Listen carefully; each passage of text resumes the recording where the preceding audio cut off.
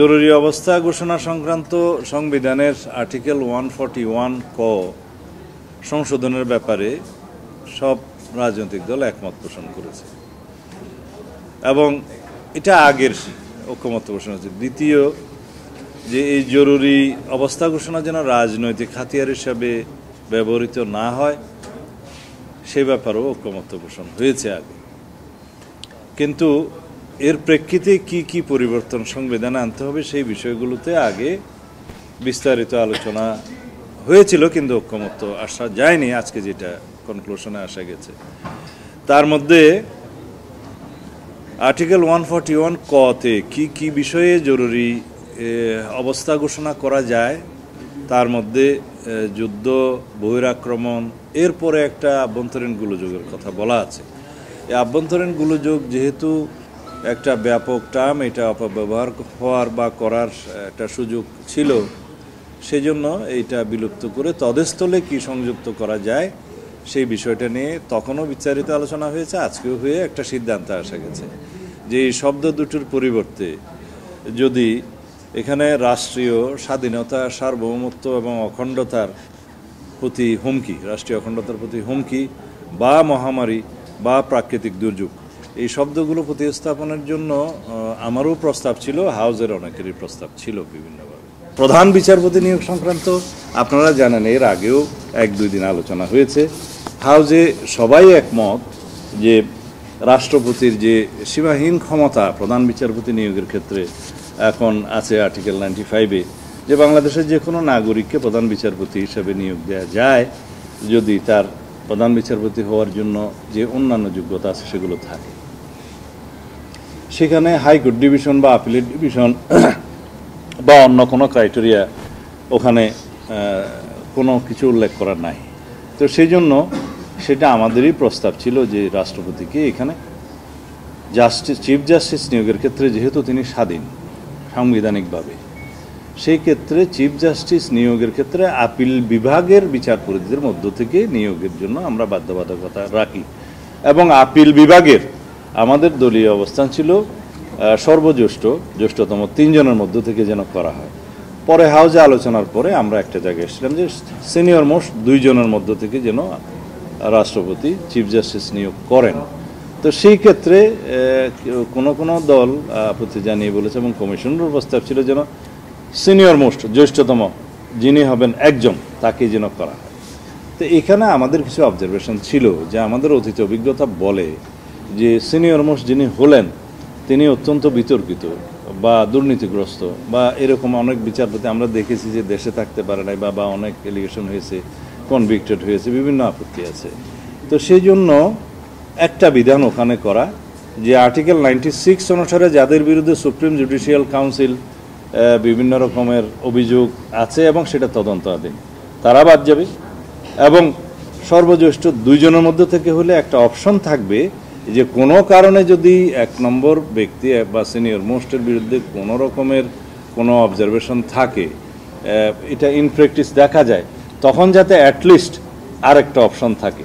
তো এটা অনেকেই মনে করেছেন যে এটা হয়তো রাজনৈতিকভাবে প্রভাবিত হবে, কিন্তু এখানে যেহেতু রাষ্ট্রপতি নিয়োগের ক্ষেত্রে বা ইলেক্টেড হওয়ার ক্ষেত্রে আমাদের একটা প্রস্তাব আছে যে লোয়ার হাউসে বা আপার হাউস যদি গঠিত হয়, আপার হাউস সহ রাষ্ট্রপতি গোপন ভোটের মাধ্যমে স্বাধীনভাবে এমপিরা ভোট দিয়ে রাষ্ট্রপতি নির্বাচন করবেন। তো সেই ক্ষেত্রে তো রাষ্ট্রপতি আগের রাষ্ট্রপতির মতো হবে না, সেই বিবেচনায় আমরা বলেছি যে এটা রাষ্ট্রপতির হাতে থাকা উচিত।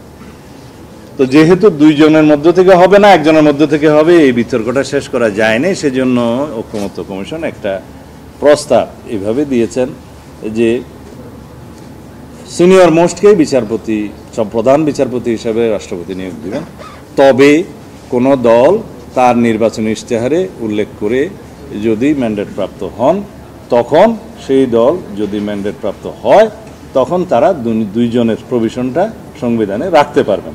তো সেখানে ওই 70 অনুচ্ছেদে যেমন নোট অফ ডিসেন্ট দিয়ে আমরা একমত হয়েছিলাম, এটাও অনেকটা তার কাছাকাছি। তো এই বিধানে যেহেতু সবাই একমত হয়েছে, আমরা যেহেতু জাতীয় ঐক্যমত্য সৃষ্টি করতে চাই, এখানে আমরা একমত হয়েছি।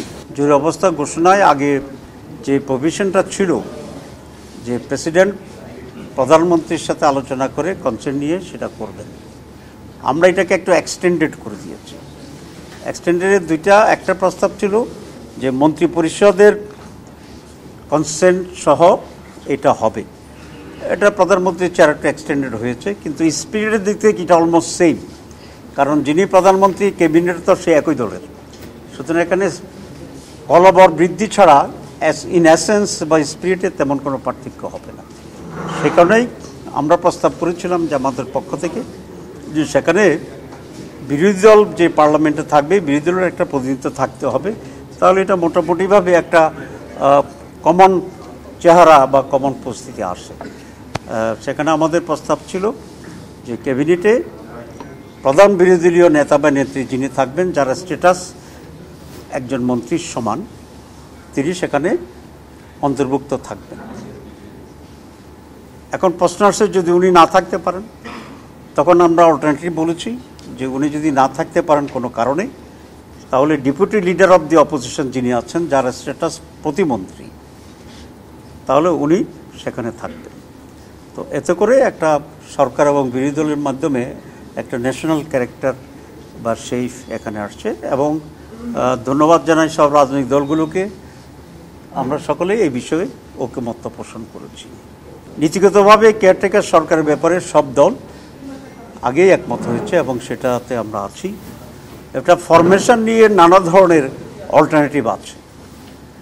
শুরুতেই কমিশন যেটা বলেছিল এবং আমরা বলেছিলাম যে রিটার্নিং চিফ জাস্টিসদের পক্ষ থেকে ক্রনোলজি অনুসারে এটা হতে পারবেন, প্রথম যিনি রিটায়ার করছেন না পেলে নানা কারণে যে কোনো না হলে তারপর সেকেন্ড, তারপরে থার্ড, তারপরে ফোর্থে গিয়ে একটা প্রস্তাব আসছিল যে সকল প্রতিনিধিত্বমূলক রাজনৈতিক দলগুলোর পক্ষ থেকে হবে, এবং এরপর আরেকটা প্রস্তাব আসছিল সেটাও যদি ফেল করে তাহলে প্রেসিডেন্ট কেয়ারটেকার সরকারের প্রধান হিসেবে কাজ করবে। আমরা সকলে একমত ছিলাম যে না, প্রেসিডেন্টকে ইনভলভ করা যাবে না, কারণ এর আগে ইয়াজউদ্দিন সাহেবের যে অভিজ্ঞতা আমাদের হয়েছে সেটা খুব বিটের অভিজ্ঞতা ছিল।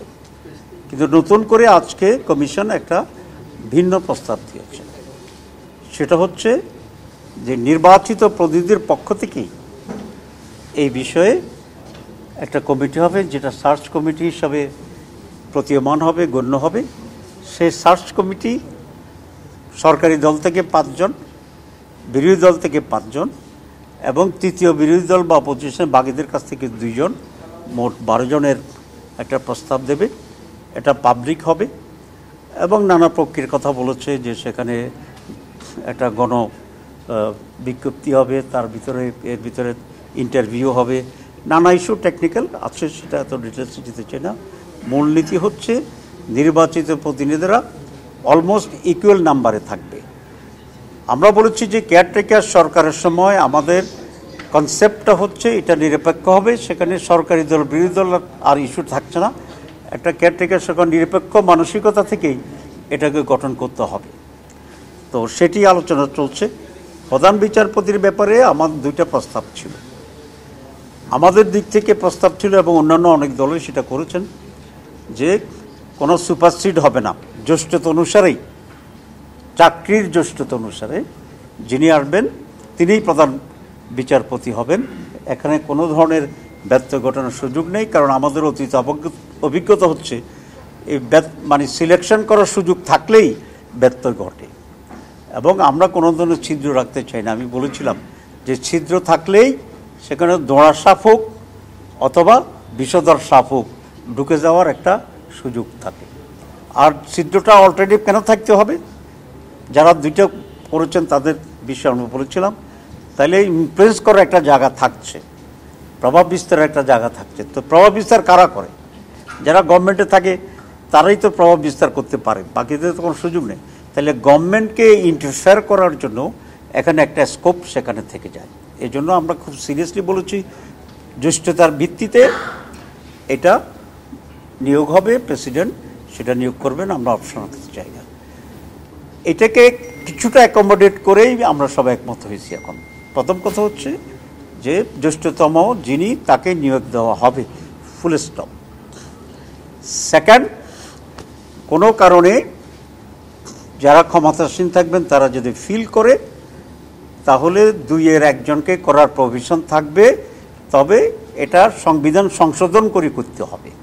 সিম্পল মেজরিটি যেটা করা যাবে না, এটা 2/3 মেজরিটি পেতে হবে, যেটা অলমোস্ট ইম্পসিবল হতে পারে একটা ফেয়ার ইলেকশনের ডেমোক্রেটিক সিস্টেমে যদি এখানে দেশটা চলে।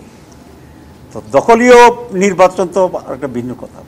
আমরা ধরে নিয়েছি নেক্সট ইলেকশন ফেয়ার হবে, সেই জন্য যে ব্যবস্থা সেটা হবে, এবং সেই ফেয়ার ইলেকশনে কোনো একটা পার্টিকুলার পার্টির পক্ষে এত আসন পাওয়া ইজ ভেরি ডিফিকাল্ট হবে। সুতরাং মূলত স্পিরিটটা হচ্ছে একজনের ভিতরে জ্যেষ্ঠতা অনুসারে প্রধান বিচারপতি নিয়োগ হবেন। এ ব্যাপারে আমরা উইথ সাম ক্লজ যেটা আমি বলেছি সেভাবে আমরা একমত হয়েছি।